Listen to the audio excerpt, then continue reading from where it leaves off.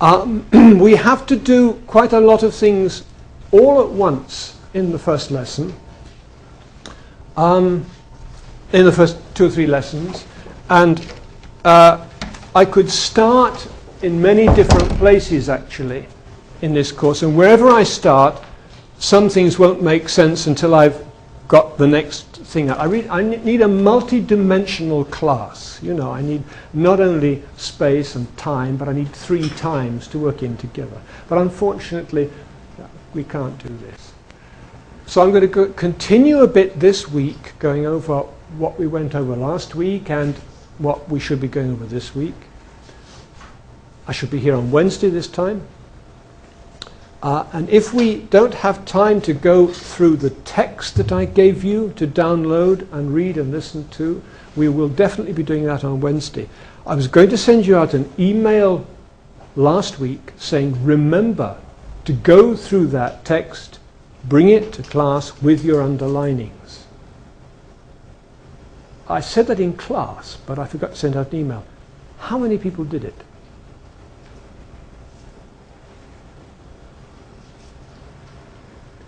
That's 0%. Okay. Next Wednesday, I want you to do that and bring it along in class.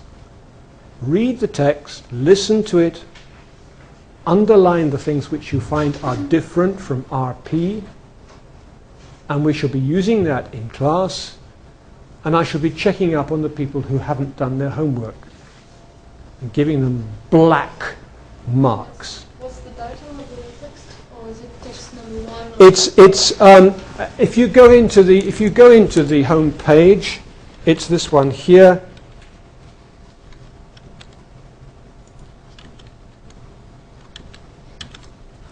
Here we go. Go into the schedule, and it's workshop assignment 1. Okay, and if we click that, we get a sound file. All right. And do it very quickly to make up your mind to find out whether you've got the technology to listen to the sound file. Because if you haven't got that, you've got to get back to me, and I've got to do it some other way. You must listen to this sound file. Okay, the sound file and the Word document, which is like this, and it's the text of the beginning of the sound file. We started listening to it last week. It's a girl from the general London area, and I want you to listen through to it and underline how much you can hear the difference between RP and the London area. Every time you find a difference, underline it, even if you don't know what it is. And that's really for you to test yourself, how well are you listening. Okay? And we'll be going through it in class and working out what the differences are. We may have to start doing it now, this class.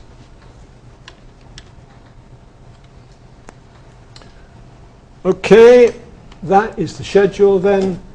This was the screen capture from last week. And that's really an assignment, or it's just like... It's an assignment. I won't give you a grade. Okay. I shall just sort of post you in the back of my mind as, oh, one of those students who doesn't do homework. All right, and that it's not a grade to be given in. I won't give it in. I woke up in the middle of the night, waking myself up from a dream. There were a lot of people were complaining about some course or something. And I woke up thinking, I've got to tell these people that it's no good getting in touch with me in a dream. I will forget. Send me an email. I don't know why I said that. Yes, that's it, because all of you people who don't do your homework next Wednesday will visit me in my dreams, and I may visit you in your dreams as well.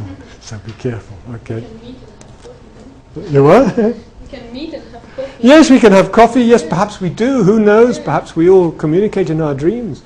The communication I feel is not so good with my classes because it doesn't seem to work very well. But that would be a nice idea, yes. Okay, now what I want to do now is just to go on from the slides, and you remember last week, those of you here last week, I went around asking people who had different languages. We had Japanese. You come from France. We've got 2 French speakers here, and we didn't have an Eero has just written in to tell me he can't come in for the next 2 or 3 weeks, but he's following the course. So no other languages than Icelandic are there. But I forgot to ask about Icelandic.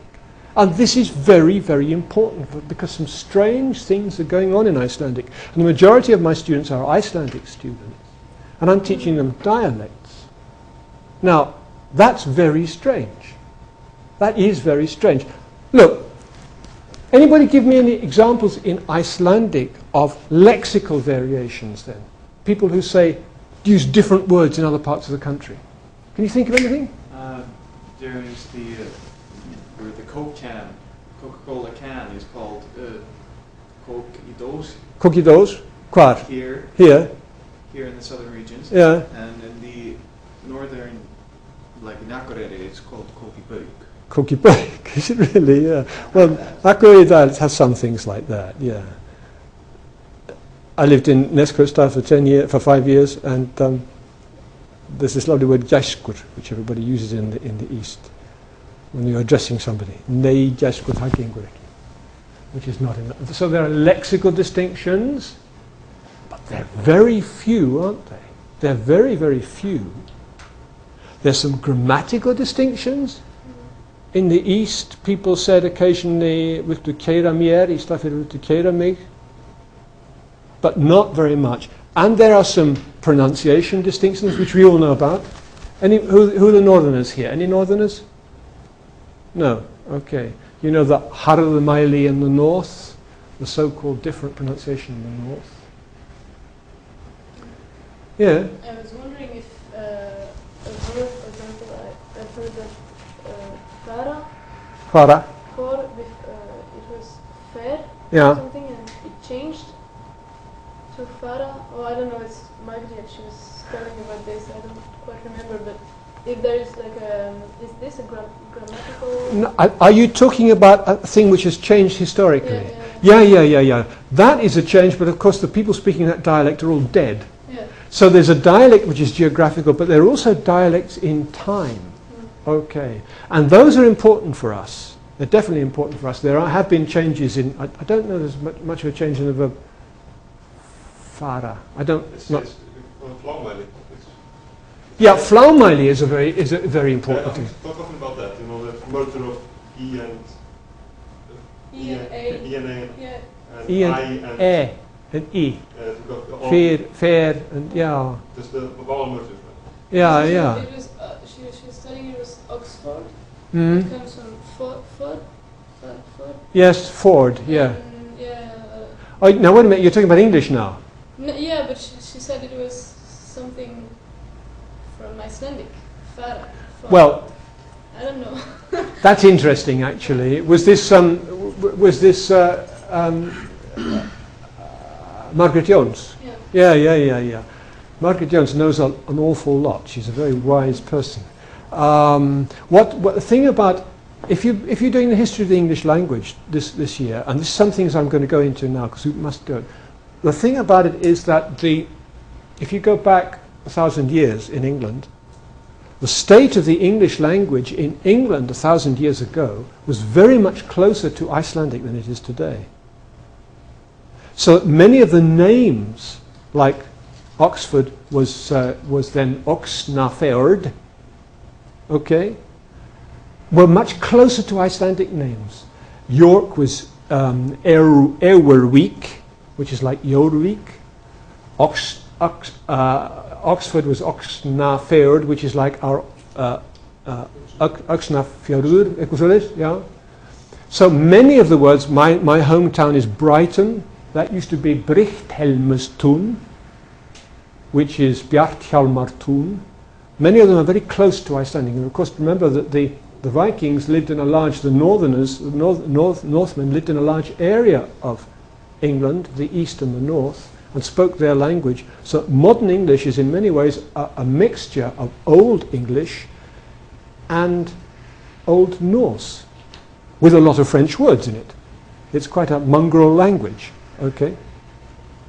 So that I think what she was saying there is that many of our Old English words would sound like Old Norse words.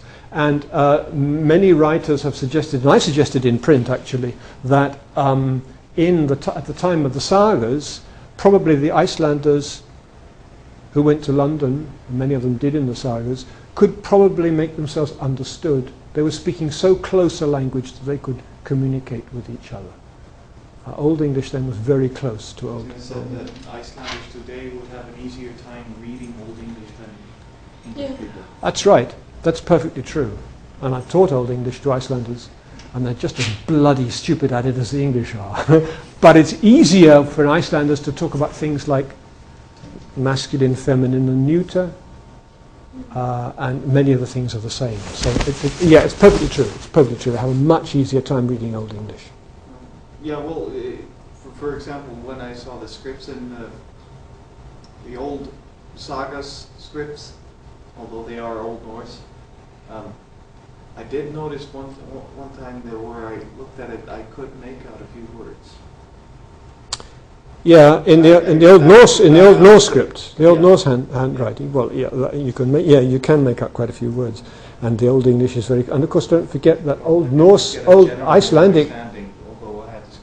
Yeah, that's right. Don't forget that Icelandic handwriting in the Middle Ages was borrowed from Old English. Thotten and Earth come from Old English, which are meant since dropped out of English. Old English comes also from the... Old English comes from Old Germanic, which is branched out into Western, Northern and Eastern groups. And English is in the Western group, and Icelandic is in the Northern group. But there's a lot of admixture all the way through. But now, I'm teaching Tolly's course at the moment, so that's not the right thing for me, Thorhallar's course. But the history of English is also very important, as we'll come across. Some of the things that have happened in English are very important to what is happening now, today. But I want to get back to why was I talking about Icelandic? Why was I talking about the dialects in Icelandic? If you're talking to somebody on the street, you may start noticing that they have a northern pronunciation. They come from Akureyri. How long does it take you to hear that? Depends on what they say, isn't it? If they say a sentence which doesn't have any northern things in it, you won't notice it. You've got to wait until they start talking about mjölk or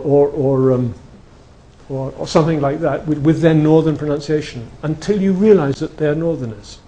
It's also actually has something to do with exact location from which they're from.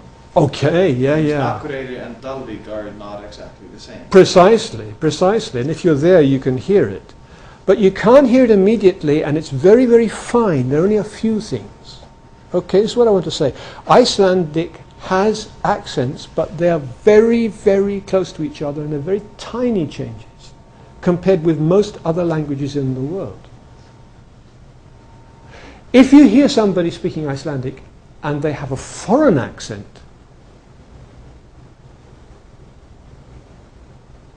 okay, þeir eru að tala íslensku svona, okay? How long does it take you to hear that they've got a foreign accent? About half a second. You hear it immediately. It comes out in every word. And this is the situation in English, in Britain. You don't have to wait until somebody starts using an R or not an R to think, oh, perhaps they are a non-rhotic or not. You hear it immediately. You can hear on the third word of every sentence, whether the guy's American or English, Northern, Scottish, wherever you are. And if you are living in England and you're brought up in England, you can hear the dialect areas close to you. I can hear the difference between a Lewis Road accent and a London Road accent. Well, they both come together down the... I can hear that easily, hear that difference. And this is something which Icelanders are not used to and not really aware that it exists in most languages in the world except Icelandic. Yeah, except Icelandic and one or two other very small languages. In fact, you could say there are no dialect distinctions in Icelandic because they're so little that you can't notice them. So although, I mean, I love listening to dialects in Icelandic, and a lot of good research has been made on dialects. Like, for instance, how did Flaumæli rise and how did it spread out and so on, and some of the things that are happening in modern Icelandic today. That's minuscule compared with the number of changes that occur on the ground in England, in France, in Germany particularly, Norway particularly, Scandinavian languages particularly, where you got a fantastically thick difference of dialects and you can hear them immediately. Okay? That is because there are so many connections. Here in Iceland, why is it? People have written. I seem to remember it was connected to everyone went to Althingi, so they always met and talked with one another, and so if one had a change in his language and they met the other one, they changed with. A lot of movement around. Yeah. But they also because people always kept gathering from all over the country. It's a very important question. That must be one of the reasons. But there have been a lot of learned books written on this question, and nobody's really made up their minds yet why this is. And as far as I'm concerned, one of the important points which I learn and which I'm going to try and teach you in dialects has been forgotten in Iceland. That is how change starts. Why does language change? I think it's important we talk about that. Can I give you a clue? If you think of Icelandic, or you think of your own country, whatever language you speak, what group of people speaks clearly differently from what other group of people in your street at home? Older ones and the younger ones. You can always hear it. Younger people speak badly. Oh my God, the language is going rotten. Younger people are speaking bad. People have said this on print, in handwriting, for the past 3,000 years. Language is always getting worse and worse. So, in fact, it should be pretty bad by now, shouldn't it? So, what it means is that young people have different ways of speaking. And I cannot begin to speak like my grandchildren do. I really can't. I try, and I'm fairly good at dialects, but I cannot begin to speak like young people in Iceland, like people of your age do. I really can't. I speak this old-fashioned fjósamannamal frá Hvítársíðu, which I learnt a long time ago. And this is it. Languages change amongst the young people. But we know, and if you've been listening to Matthew's classes, we know that people learn languages not by copying, but by remaking language. Hasn't Matthew been talking about this? Does this make sense to you, or does it come up this term? He's talked about it. He talked about it, doesn't he? Yeah, right. Very little input, often wrong input, allows any child to create its own language, and they're making things up as they're going along. But there seems to be a clear question of groups of children coming together in schools, playing in areas, who make their own new types of language. And in order for language to change, it seems to me, and it seems to some other writers, that you need to have a big peer group, a group of about at least 40 children playing together and doing new things to the language. It has to be accepted by... You have to be accepted. You're always trying to be part of the group. Somebody's making a new phrase. The new phrase has to be accepted and used by the family. The new phrase has to be accepted, but if it's a cool phrase, then the kids are all going to use it. And it's a question of what is cool and what is not cool. That is the big driving force between all change. We call it prestige and non-prestige, but it's cool and not cool. That's what it is. People start speaking in a cool way, and everybody joins in. It's prestige. They like it. All right? And that makes the change. But for that to happen, you've got to have big groups of people. If you think of Iceland over the last 1,000 years, you've got 5 people on this farm, and then you have to walk for 10 miles, and there's 6 people on this farm, and all the children are just playing with their few people around them, perhaps. No real towns. They're playing with their brothers and sisters and listening to their fathers and grandfathers. I think that's one of the big things that's made the change here.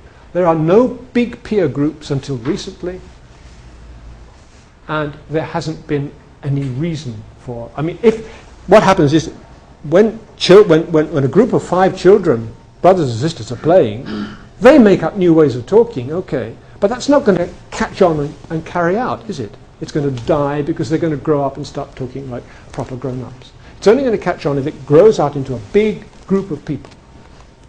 So the size of the peer group, and Grete was going to give me a writing screen. But anyway, this is a very important point here, the peer group. The size of the peer group, is that coming out on the, not very well, is one of the important things, which is one of the reasons why there's been such relatively little change in Iceland. I think it's very funny. I don't know if you agree with me. But where do you come from? Okay. And I remember we were playing this game, like creating a new language for a very short time. But I think it's still going on now with children of the same age.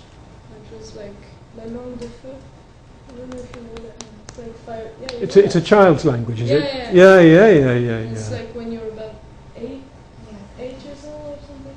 That's right. We have that in England as well. And we have it in Icelandic. In Icelandic, yeah. Hvað heitir það á íslensku? There are many types. There are many types, yeah. We have Pig Latin in English. Yeah, well, the one that I learned was called Málið, where you basically put an O between consonants. Like a P would be a pop. Okay, that's right. That's Pig Latin. That's Pig Latin. Yeah. In French, it's like a fire language, but it's not fire. It's just F. Yeah. Yeah. Because children are experimenting with language,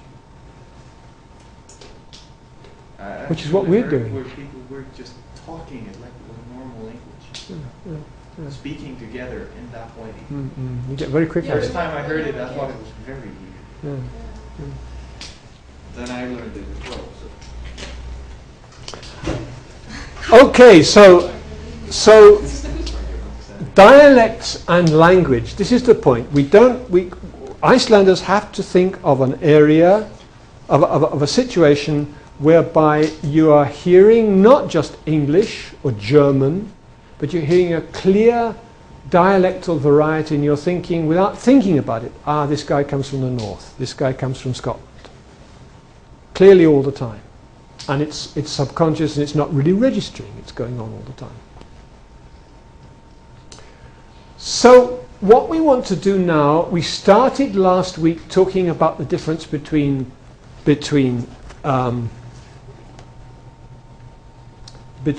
dialects, and I want you to read the first reading in Chambers and Trudgill, Dialects and Language, because I shall be talking a bit about it today. What is the difference between a dialect and a language? What do we mean by dialects and languages? And you remember that we started talking last week about bundles of isoglosses. Do you remember that? What I said was that isoglosses often occur in groups. And for those of you who weren't here last week, learn that every isogloss, one line is an isogloss. And you draw it on a map between areas where people have one linguistic variable, just one. different from the other one. Each isogloss shows a different linguistic variable. For instance, this isogloss here might show whether people are saying butcher and cup or butcher and cup. Okay? This one here might be where people are saying gas mask or gas mask. Okay? This side of it they say gas mask, this side of it they say gas mask. And it's just one particular point. And what we do is we take all the pronunciation points, we take them all together and we see what particular points are being changed there in different parts of the country. As I said, you can hear in the first 2 or 3 words whether the person you're talking to comes from your area or somewhere apart. There's much more going on than we can ever discuss in this class. But it's difficult for foreigners to hear, for people who are not brought up with these languages, to hear what's going on. So what we do is we take the main points, which are easy to hear and listen to, like the foot, strut, split, whether people are saying cup or cup, it's easy to hear, whether people are saying farmer or farmer, whether people are saying bath or bath, that's easy to hear. We take these main points and we make isoglosses, we draw isoglosses, and each one of these main points is a variable. And as I said, we'll learn about 20 variables in this whole course, and that's enough for us to be able to see roughly what's happening. But there are hundreds of other things happening. What kind of dialectal differences are those that are not so easy to hear? To hear, you mean to understand? Now, where you can't notice them. Okay. Not one of them are things like intonation patterns, whether you go up at the end of a sentence, you know. Some of them are things like actual voice. People in the Highlands of Scotland, they're all talking like this great big bearded man with huge beards and hairy knees, and they're talking like this to you because that's, you know. Have you ever noticed Eero is gone? Have you never noticed how Finnish women from Finland, they all talk like this all the time? Have you ever noticed they all have low voices? Type of voice is, well, you must have noticed then that people who come from the Slavonic countries, Russia and so on, the women all tend to have very high voices. Have you noticed that? We think of them as being squeaky voices. The voice level is something which is very, very culturally determined. All right? And that's the dialects? Sometimes it's in the dialects as well. Intonation, little things like nasalization. Now, if you put on a Northern English accent, you know, it's not a very strong Northern English accent that I'm using, but I'm using my nose all the time. I'm letting the air come out from my nose. I've got nasalized vowels, and I nasalize a fantastic amount. And that's something which goes on. That's Northern English. Americans use nasalization more than English. And there are slight differences in vowel patterns. I will say bat. In the north of England, they'll say bat. In America, they'll say bat. Slight differences, so different that you can't really, it's not worth thinking about them, and it's difficult to hear. The vowel is slightly raised, slightly in or out, and so on. So those are these difficulties which we won't really be looking at too much, but we'll be looking at the big ones which everybody recognizes and understands. Okay. Right. We did this. We said that isoglosses often occur in bundles, so that we tend to say, if a lot of isoglosses come together, we tend to say that this is a southern accent, that's a northern accent. We hear the difference, or there are lots of different things happening, and you get this area in between where there's a lot of mixture.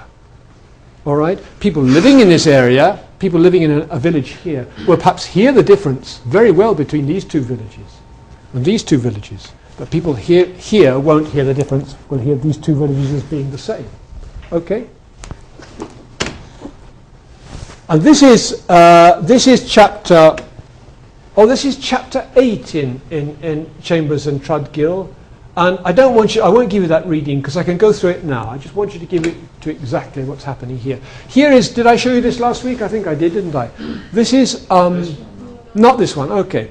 This is a map of the south of England with several isoglosses written in, and it doesn't matter what these isoglosses are. I can't even remember what they are. It doesn't matter. They're different isoglosses, various isoglosses. And you can see there does seem to be a clear direction in this area, this level, doesn't it? Now what's happened here is, this is a map from the 1950s, but it's still showing one of the basic differences in English dialects between the Norse areas, the Vikings, and the English areas. And here we go. This is the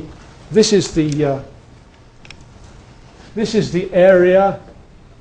This is the line which goes up here with the Norse on this side and the English on this side. Okay? Was I recording that? Yes, I hope I was. But since then, of course, there's been a big movement. Quite a big movement, and one dialectal thing, like this one, will be moving down or moving up, and they spread out. Okay? So, for instance, again, prestige, the question of whether you say farmer or farmer, it's much cooler in England to say farmer than farmer. It's very sveito, it's very provincial to say farmer. And people are doing it less and less, and that roticity isogloss is moving down here. It's something like that, this now. Okay? So things in America, you get the same thing. Some people say farmer, some people say farmer, some people have the R and some people don't.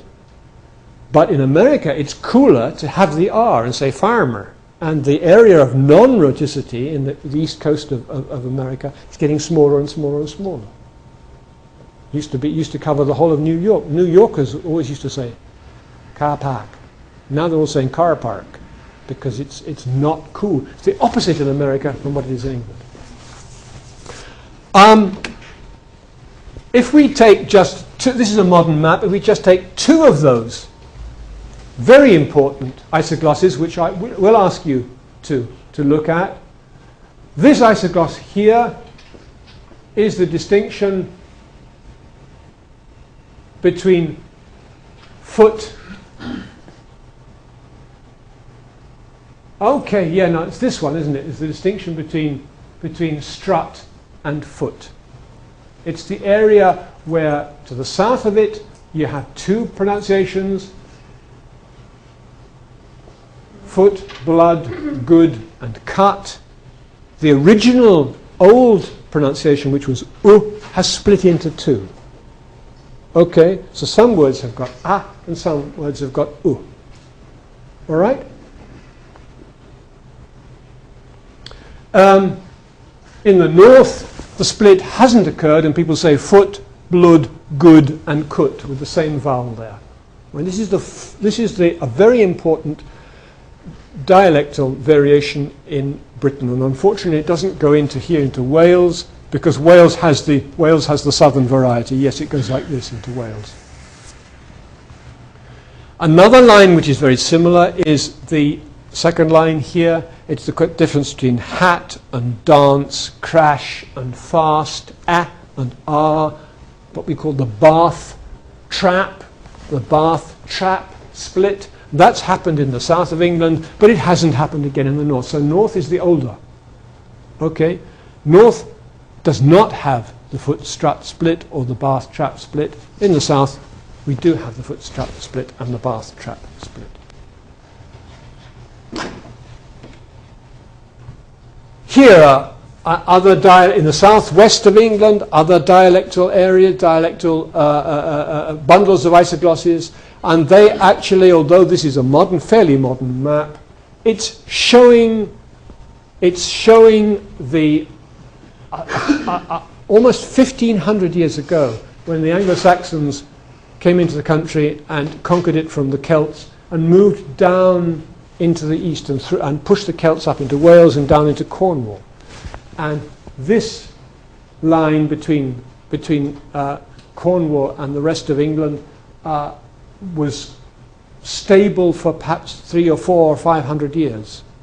And then there was another push down and we got another line here. So you get this distinction between different groups of people which are still there in the... Here you've got bundles of isoglosses in France. And I haven't bothered to say what they are. Can't remember what they are anyway. Regular. Well, they do seem to go. Yeah. They're not crossing over, are they? No. I don't know how correct this is. But this is a bundle of isoglosses that I picked up, and it shows the distinction between the old distinction of the northern group of northern type of French, the lingua ille, or whatever you call it, langue d'Ouï, and the langue d'oc at the bottom. The different types of French, Provençal in the bottom here, and Northern English at the top. And interestingly, with these isoglosses is, they're moving down, of course. They've moved down. They were probably higher in the old days, between the southern and northern French. Interestingly, this group of isoglosses is not only linguistic, it also shows distinctions of a cultural nature. If you think about it, one of the things which is different along this group of isoglosses, in the south of the country, you get roofs of houses like this. In the north, you get roofs of houses like this. Well, that's one of the things that's happening. There are other agricultural things which are difference between a three-year rotation period or a 2-year rotation period, and things like this which are happening. And this shows that it is a clear distinction between different groups here, where According to climate. it's climatic as well, yeah. But actually, it's not climatic. It's not truly climatic. It is cultural. What you just said, it's climatic. That sounds climatic, and it is true that you can have flatter roofs in the south because there's not so much snow on them, and you get these roofs in the north. But the thing is that it's also cultural, and the change from, if we say that this was the area, the climatic change from here to here is not as big.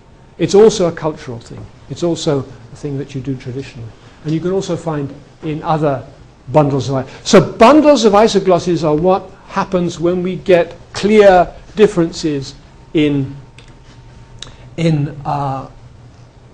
dialect areas. But you've got to remember that whenever you have clear differences in dialect areas, you have what we call a continuum, and we can call it a dialect continuum. And I'll talk about that. We'll have a quick break now. I'll talk about that afterwards. What I'm trying to say is that if you go from village to village, and we'll talk about France 150 years ago when there was a big difference of dialects. If you go from village to village, you won't hear much difference from one village to the next. Be so little that you probably won't hear any difference. And in fact, well, I'll go on with that afterwards. But if you jump from here to here, you'll have a big difference. So there's no real clear lines. There are fuzzy lines. Dialects move into each other. Okay? Isn't that right? And I'm going to talk on more about that in a minute. But I think we'll have a quick break here, if you don't mind. Record again.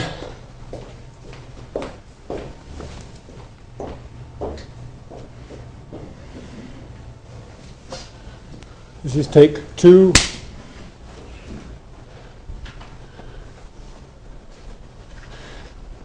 This is from chapter 8 of Tradgill and Chambers and Tradgill. And you can thank your lucky stars I didn't ask you to read it, because it's a fairly difficult chapter. I just want to go through a bit of it and see what we mean by differences between dialect areas. there are two things happening here. Not only are there bundles of isoglosses, okay, that is to say that many different variables are changing, but even if you take one variable, here we're taking the foot strut variable, just one variable, we find it's very, very difficult to draw one line on the map where everybody says foot strut and everybody says foot strut. It's quite impossible. Okay. What happens is that we can have one of the things we can do is we can have a percentage of words. Now, if you remember from phonetics, when we talked about the strut words, and we wrote it always in capital letters, this actually meant a group of words, a certain group of words. Okay? And we call this group a lexical set. All the words which have the strut vowel in them are part of the lexical set. And, you know, we can say that there are perhaps 700 words or something like that which have the strut vowel in them. I don't know what the number is. Reading number 2 in Ugla is called sets, systems and sets. I think something like that, systems and sets. And you can look at it. I shall be explaining it as we go through. It explains what we mean by the lexical sets, and it gives a list of all the vowel lexical sets. And as you'll see, vowels are more important than consonants when it comes to English dialects. Not some other dialects, but English dialects, vowels are more important. And we'll get into that later when we talk about lexical sets. But the point is then that we can say that you can make a list of strut words and try and find out whether the person whom you're interviewing, whether he or she uses strut and not foot in all these words. If he uses strut and not foot in all these words, we can say he's got 100% foot-strut split. If he uses foot and not strut in all these words, then he's got a 0%, a 0% foot-strut split. And you get all the spectrum between. You get people who are saying foot some places, we're saying cup and not cup. They're saying cut and not kut.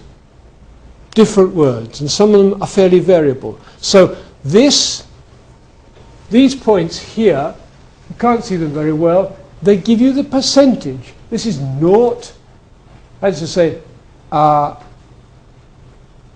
this is the percentage of strut words which are pronounced with u. None of them in the south here, 52 here, only 20 here, and each figure here is one person who is technically known as an informant. You go out and you try and find out how this informant, we're going to have to talk about this later, because you can't go up to an informant and say, do you have a foot strut split? And you say, you what? You're being rude or something? You can't go into him and say, how do you pronounce this word? Because he's going to say to you, this guy comes from a university and, I've got to pronounce this word well. And he won't give you the real pronunciation. You've got to go through all kinds of tricks to find out what the real pronunciation is. We talk about that later. That's quite different. But this is Chambers and Trudgill, and they saw there's a splat, and it's very difficult to draw the line. Okay. Not only that, this is called mixed lects. A lect is a type of pronunciation, if you like. And these are people who have mixed lects. Okay, but not only that, you also get people who have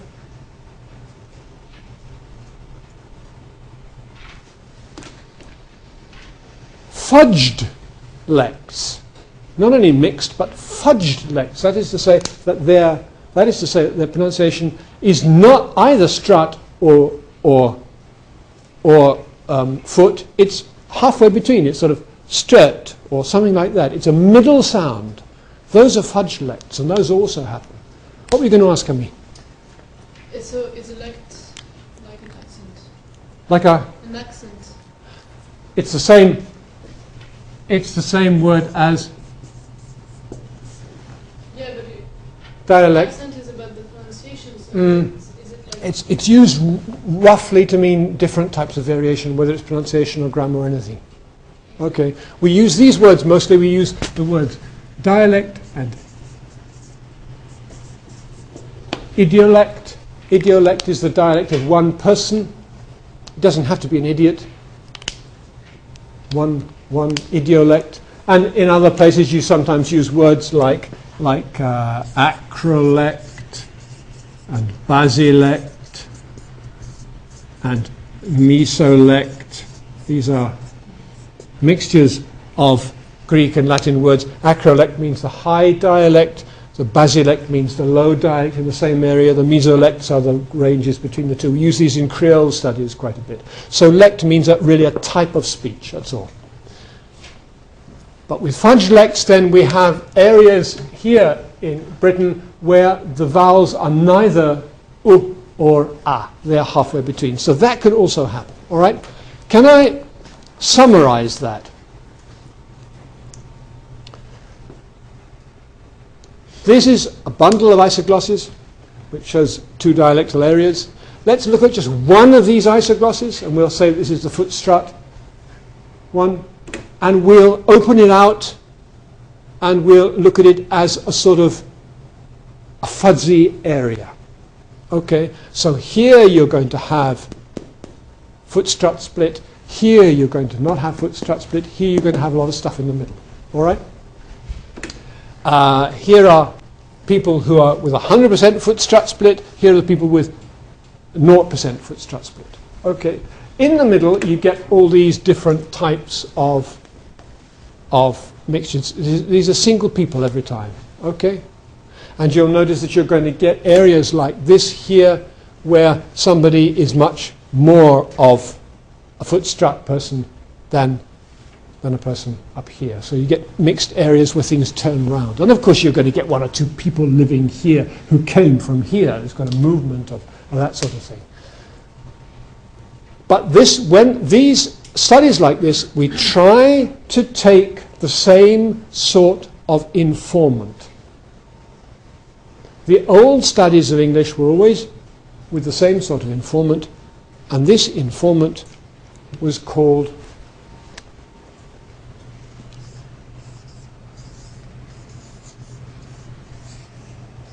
a norm. This is the old way, the classical way that dialectal studies have always been. A norm, N-O-R-M. And this means non-mobile. He doesn't move around. N for non-mobile. O for old. R for rural, living in the country. And M for male. These are the typical informants. Why? Why male? Good point. Non-mobile, you want to find an old man who's lived there all his life.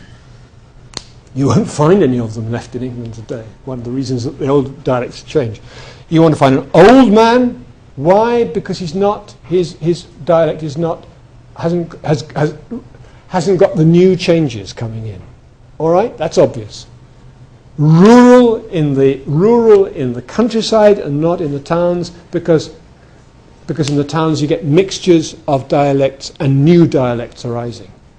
Okay, and male, because it's the old males that don't change their language. Women, and this seems to be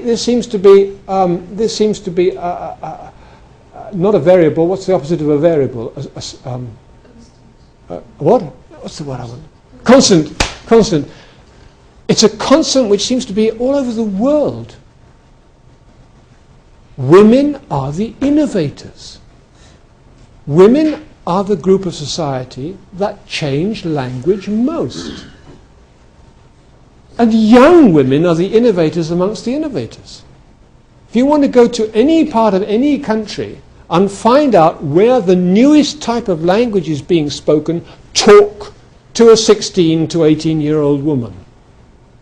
those are the people who have the greatest change in their language.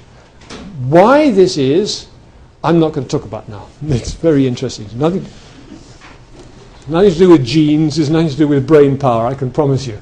It's social entirely, but it's great fun. So that this concept of the norm is very old-fashioned. It only deals with what we might call the traditional dialects of an area. And today, so much more is happening, because you've got large urban groups, conurbations, you've got large groups of people speaking in towns. Those groups, because there's a peer group of children there, have their own pronunciations. Those pronunciations spread out over the surrounding countryside. You've got communications, you've got television, you've got radio, you've got all kinds of things happening which change the old structure. So when all these old groups that we have, groupings that we have, they really are breaking down in England today. Except that the variables I'm giving you, like foot strut and trap bath, are still very strong, and they're being strengthened. Somebody in the north of England wants to show his or her North of English identity. They're proud of the fact they come from the north of England, and they stick to their pronunciation, they strengthen it. It may even be stronger. At the same time that communication is thinning out language change, there are also movements which are creating new dialects, and they're very, very strong indeed. The London accent, for instance, is moving far apart from the New York accent, the American accent. They really are moving at a remarkable rate apart from each other. 100 years ago, they were very, very much closer. And new dialects are springing up. And in London today, for instance, you've got dialects which are influenced by different languages. You've got the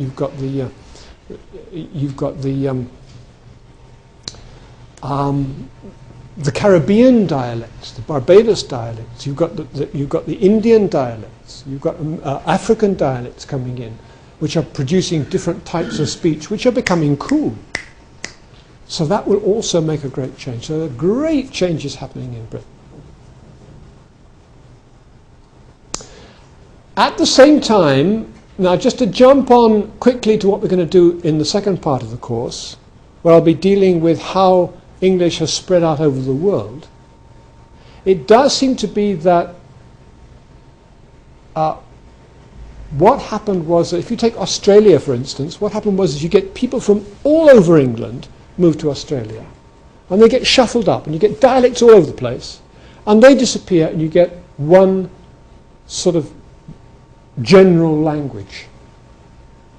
And in Australia, for instance, you cannot hear, unless you're an Australian, and I don't really believe it then, I think the Australians think they can hear difference, but they can't really hear a difference between the east and the west, which are miles apart. The whole of Canada, for instance, except for a little bit on the east coast, where you get strong dialects, but most of Canada all the way to the west coast has got exactly the same accent. You cannot hear it, and Canadians admit that. Exactly the same accent. So that when an accent, if you like, put it this way, when dealing with accents, the closer you get to what the Germans always called the Heimat, the home area, the closer you get to the home area, the thicker the accents on the ground. As you spread out, they become less and less thick. In Australia, there's just one accent. New Zealand, there's just one accent. Okay.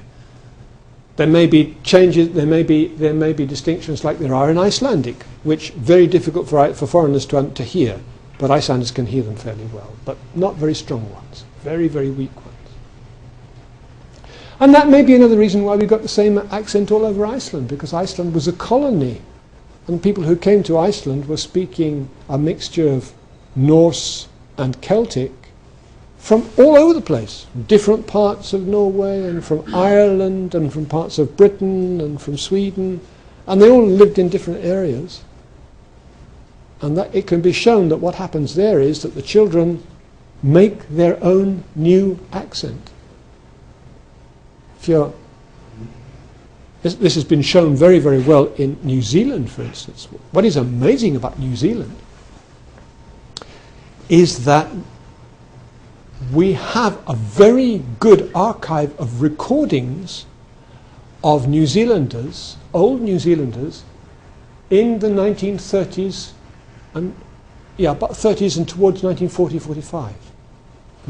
A big archive of conversations with New Zealanders at that age. They are only second generation colonizers. Their parents or their grandfathers have come in from Great Britain. It's as short as that. And the amazing thing is that it's a large number of these people, old people speaking in the 1930s, they have no New Zealand accent. And they may show a mixture of London and Scotland. They may be speaking with an absolute London accent, but pronouncing all their R's, which is ridiculous. Nobody does that. Or they may be Irish and Brighton mixed together. All kinds of different jumbles of accents. And none of them sound at all like New Zealand. And they're all dead, but we have their recordings. I can't remember the name of the guy who written this book called New Accent Development. He puts forward the idea that when a country is colonized by a new group of people, like Iceland was, that's what happens. A new accent comes. In Njál's saga,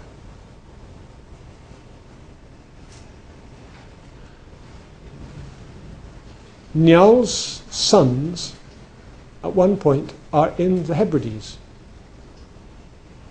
No, they're in Shetland or Orkney. I can't remember what it is. They're having a fight having a fight with some Vikings, and they're losing the fight on board ship, losing the fight, and all of a sudden, this ship comes in with Kári. Who's his name? Kári, the great hero, the one who escaped from Njálsbrenna. He comes in and he saves them. Okay, and there's this conversation between Kári and Njál's sons in the Orkneys, and Kári says, after about the third sentence, he says, "Þið munuð Íslendingar vera." And Helgi, and what's the other guy's name, says, "Satt er það." You must be Icelanders, he says. Yes, that's right. And there's nothing there which tells them how they knew they were Icelanders. Maybe the cut of their clothes or something, or the way their ship was rigged. But I think that he heard the accent, and that even back then in the 14th century, in the 11th century, the Icelandic accent was an accent which Norwegians and other Norse-speaking Englishmen would hear and say, "Aha, there's an Icelander." I'm convinced, but I can't prove it.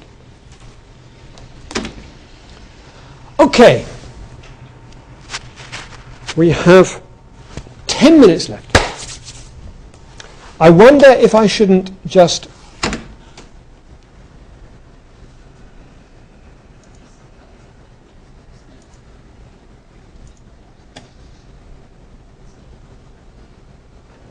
Yes, I think I should start talking about this, because this is really a repeat this is a continuation of what we're doing. Language and dialect, and we should be talking about it today.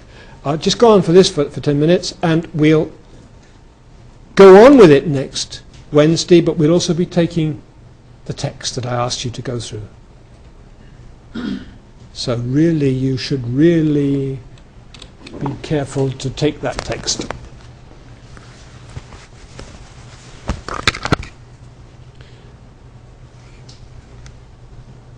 Yeah. What is the difference between a language and a dialect? A dialect Comes from a language. It's a division of a language. Can we say that? Type of language? The language spreads into dialects. The language can spread. Yeah.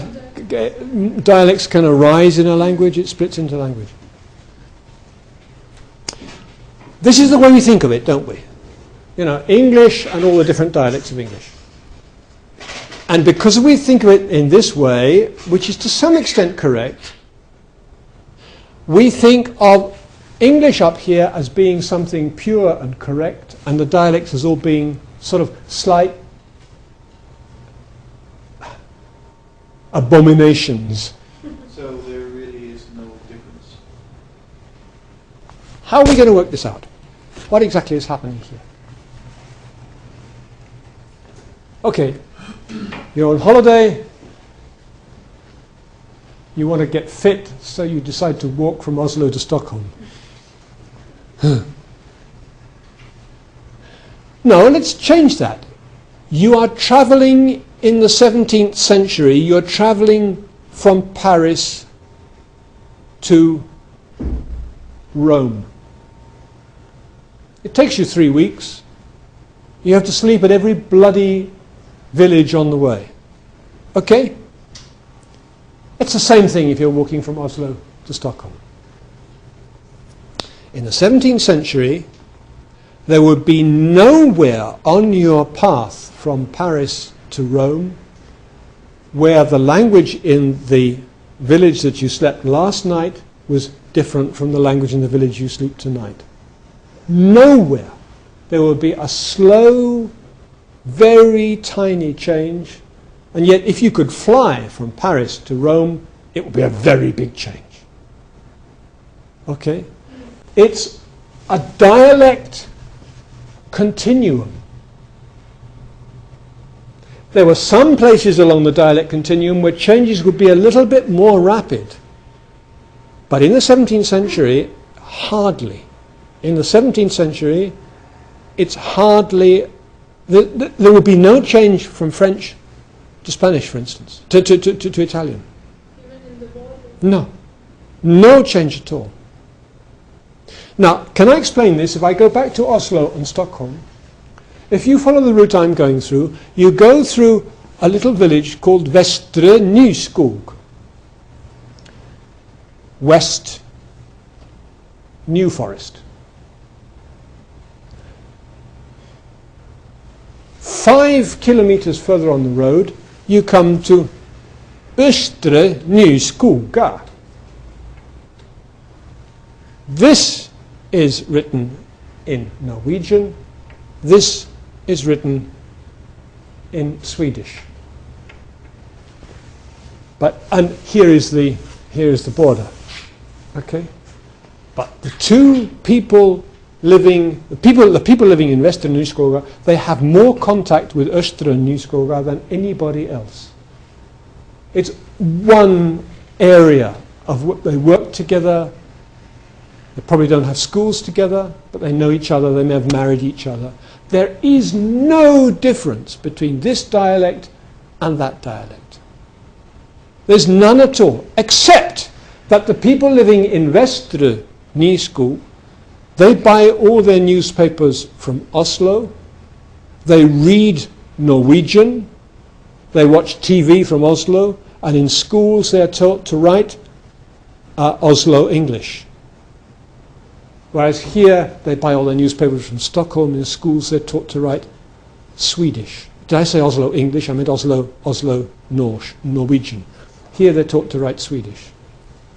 The point is that people living here, they have a much more of a job to learn their native languages. These people say, my native language is Norwegian and I don't speak it very well. And these people say, my native language is Swedish and I don't speak it very well. I speak a strong dialect. But do you see, that's their native language. And when they're trying to work out, if we go back to this thing here, when you're here and here, you try and think it's how you're brought up. What is the basic language? If you're living a long way from your capital, is it the language of Rome, or is it the language of Marseille, or is it the language of Paris? Okay? So that what's happening here is that these people look towards a central type of Norwegian. These people look towards a central type of Swedish, but they have the same dialect in themselves. They write it differently. As children, they're disadvantaged because when they start to write, they have to learn a dialect which is not their own. Throughout Europe, most people, when they start to write, have to learn a dialect as they're not their own, and that dialect is called Standard English or German or French or something, whatever it is. But it's not their own. I'm one of these lucky people whose home dialect was Standard English. People in my house spoke it. But in other houses around us it wasn't, it was Brighton English. And I could use both of them. Okay? But I could get on better at school because I didn't have to think whether to write he was, you were. I didn't have to think, it was part of my language. But people living in Brighton have to think because they all say he was, you was. And they had to learn these strange rules. You were. Why? Whereas in the north people were saying he were, you were. And they have to learn to all these little strange rules. Okay? So that's a little bit by what we mean is, what actually happens is that you've got a lot of different dialects running around. And usually in European countries today, one of them has become the standard correct. Usually the dialect which is something round about where the capital is. Although it may be that that dialect has changed and people living in the capital speak a different dialect and it's only the educated people. So it's really a dialect of schools, of education. Okay? And it's only a different dialect, but it is standard and most people feel that it is correcter than the others. More correct than the others. This is everywhere. Well, the result is that most people who don't speak any standard language believe that they're speaking a poorer language, one which is worse. And it means that the standard language is cooler. And it spreads out, and all the little languages die away. More and more people are speaking standard language.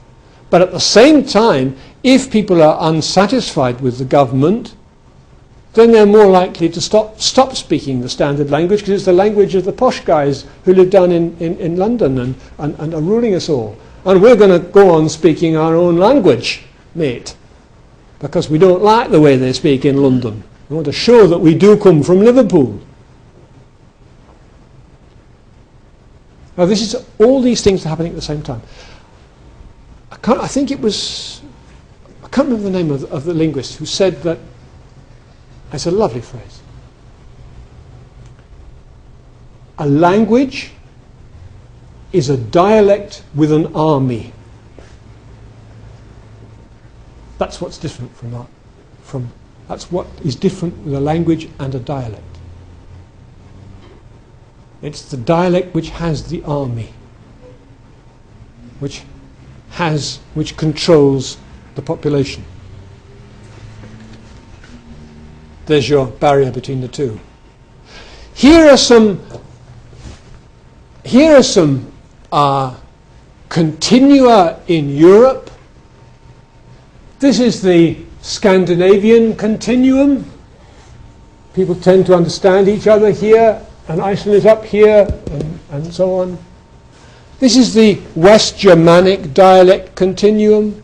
This is the North Slavic, South Slavic dialect continuum. This is the West Romance dialect continuum. Sometimes you get clear changes. For instance, here you've got a great row of mountains, the Pyrenees, and here you've got people living who speak an entirely different language, Basque, and here you've got people living who speak different languages, like the language of Barcelona and so on. So that you do get a fairly clear jump because there's not much contact between the two. But this is not always so. Usually you've got a fairly clear run fairly clear dialect continuum. Each dialect continuum splits up into its standard languages. The West Germanic dialect continuum is split up into several standard languages now: German, English, Dutch, and so on, Flemish, and so on. But if you think somebody living here in Sweden and somebody living here in Norway, they can get on with each other, they can understand each other fairly well. But they speak two different languages. Okay? If you go to China, a person living in Shanghai cannot understand a word of what a person living in Beijing says. Not a word, if they're speaking their home dialects. But they're speaking the same language, Chinese. Okay? Why? Because their dialect doesn't have name? Or why is that? It's so different. The Chinese dialect of Shanghai is so different from the Chinese dialect of Beijing. But then why is it called the same language? Why is it the same language? It's not. Because the Chinese all speak Chinese. But isn't Chinese supposed to be Mandarin and Cantonese? Yeah, Mandarin, and then also, I mean, but they couldn't, but the dialect of Shanghai is not a written dialect. If you want to write it, you have to write Chinese. Isn't that right? So that people living in Shanghai, when they learn to write, they learn Mandarin. They learn a language which is very different from their own. I had two Chinese guys in class, in this class, several years ago, and one came from Shanghai. And he spoke Mandarin Chinese, and the guy from Beijing spoke Mandarin Chinese. They all spoke together in Mandarin Chinese, and I asked them about that. And the guy from Beijing said, if my Shanghai friend starts talking as he talks to his brother, I can't understand a word. And we worked out the difference, and there were really big differences. Words like I, for instance, I am, 我是, I am. And the guy from Shanghai was saying something like Burma ka, or something like that. It was quite different. It was really amazingly different, but he was spelling it the same. So that's what you call the difference between language and dialect. Is that What I'm saying is that the term language is a political term, not a linguistic term.